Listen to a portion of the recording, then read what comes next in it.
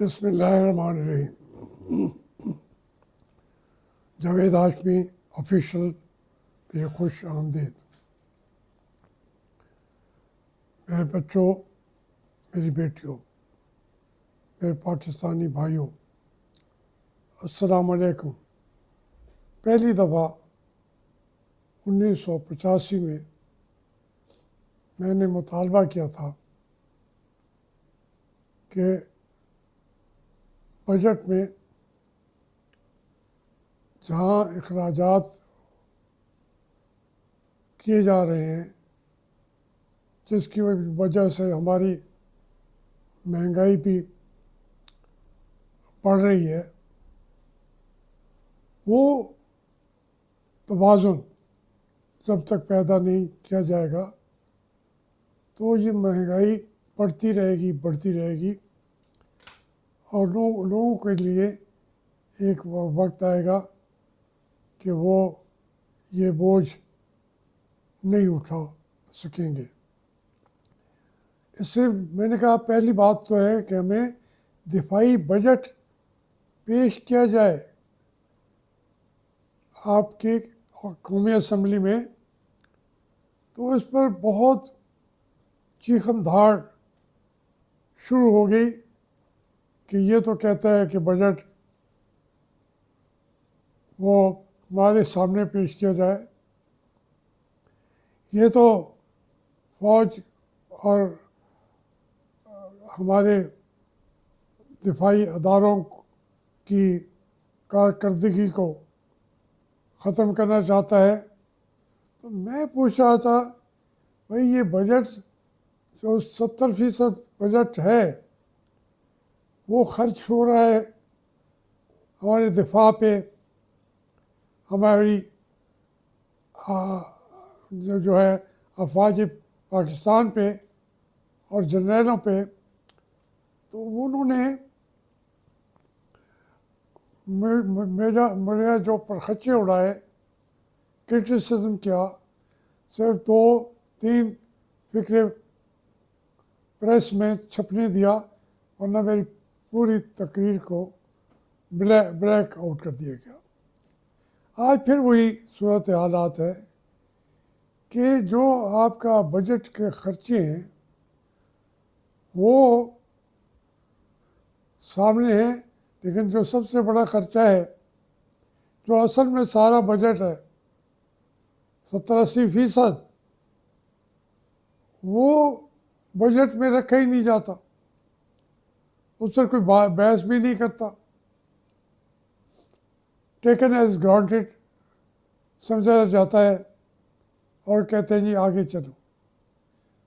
तो इस तरीके से मुल्क कैसे चलेगा?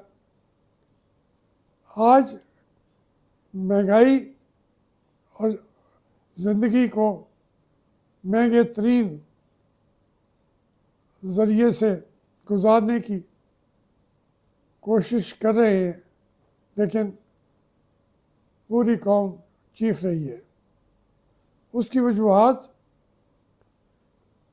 कुछ भी हों, बात यह है कि पाकिस्तान मुआशी तौर पर डूब चुका है।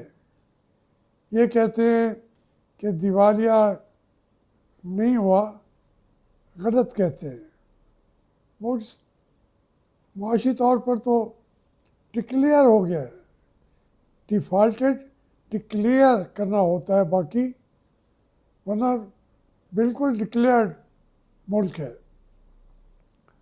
मुआशी तौर पर। तो इससे जो इसका तरीका यही समझा जाता है कि फिर सियासतदान बदल लो, एक हुकूमत है उसको बदल लो, दूसरी है उसको बदल लो। मैंने इमरान खान साहब को 2014 में यही कहा था कि ये वादे आपसे झूठे कर रहे हैं, ये इक़्तिदार आपको नहीं देंगे, जो अबूरी हुकूमत बनाएंगे स्पेशलिस्ट की, वही फिर 10 साल चलती रहेगी। आप हम फिर इंतखाबात का मुतालबा करते रहेंगे और वो इंतखाबात होंगे नहीं। ये आपको झूठ कह रहे हैं कि इसके बाद वो आपको लाएंगे। तो इमरान खान, सही बात यह है कि वो को कुछ मामलात में बिल्कुल सादा दिल आदमी है। मैं इसीलिए कोई बहुत ज़्यादा इमरान खान की ज़ात को नहीं डिस्कस करता। जो उनका एक काम है कि पूरी कौम को आज़ादी का सबक याद दिलाया है उसने, और ये ऐसे नहीं दिलाया जाता। उसके लिए बहुत ज़्यादा कुर्बानियाँ देनी पड़ती हैं, जो इमरान खान दे रहा है।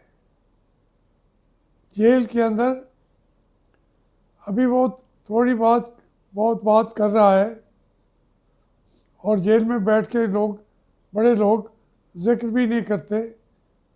लेकिन मैंने बार बार बताया है कि जेल के अंदर एक दिन की पाबंदी और वो उसकी सारी ज़िंदगी के ऊपर वो दिल के अंदर जो कसक होती है कि मेरे साथ ये क्यों किया गया। तो वो इमरान तो अब 11 महीने या साल गुजार चुका है। अब शामूद को देखें, वो भी 11 महीने गुजारा है।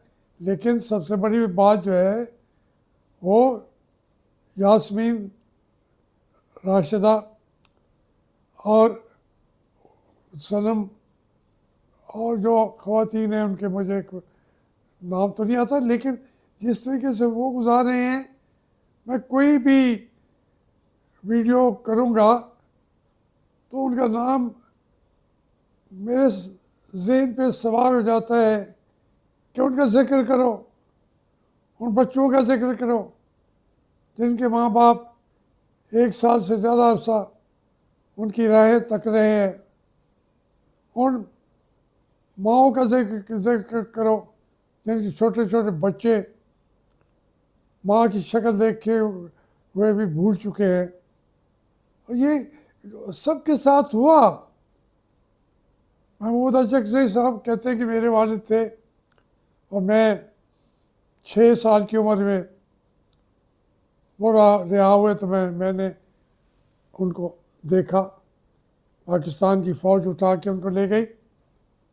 वही इसी तरीके से वली खान जो थे, उन्होंने अपने बाप को 11 साल की उम्र में देखा। फिर असवंद यार ने अपने बाप को 4.5 साल बाद देखा कि मेरा कोई बाप भी है, माँ मर चुकी थी। तो ये वो बच्चे जैसे पले हैं। तो आज असवंद यार का बेटा, उसके अंदर तरक्की भी है, एक पूरी तारीख भी है। तो हमने अपने आप को बदला नहीं है। हम अपने दुखों का इलाज उसी हकीम से कराते हैं। अब जो टीम बैठी है इस वक्त, भाई ये पहली दफ़ा तो आके नहीं बैठी। ये मईशत का और मुश्किलात का हल तलाश करते रहे हैं। डॉक्टर जनाब हमारे गुलाम इसहाक डार साहब, यही हमारे वज़ीर ख़जाना रहे हैं। अभी भी वो वज़ारत ख़ारजा को तो जो सबसे बाइज़्ज़त वज़ारत समझी जाती है, वो तो सैर सपाटे के लिए इस्तेमाल करते हैं। असल में उनका सारा दबाव है कि वो वज़ारत ख़जाना मैं ही चलाऊँगा। अब उसके सामने औरंगज़ेब जो है वो कल का बच्चा है, वो क्या करेगा? उसने तो हमें यही कहना है कि ये सारा यहाँ ये टैक्स भरो, तो माफ़ भी नहीं कर रहा, क्योंकि वो रिकवरी क्लर्क है IMF का। वो हमारी जान नहीं छोड़ेगा।